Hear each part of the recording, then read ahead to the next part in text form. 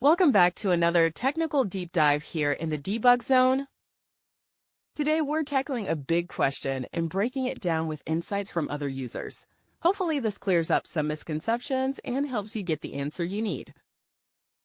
So buckle up, stay a little curious, and let's jump right in.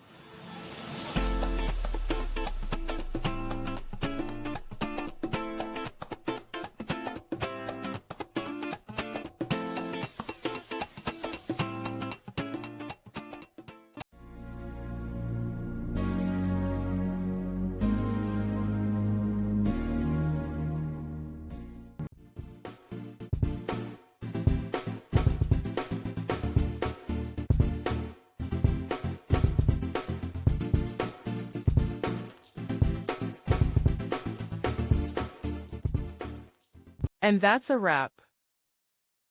I hope you found the answer you were looking for. If you did, take a second to hit that subscribe button. It really helps out.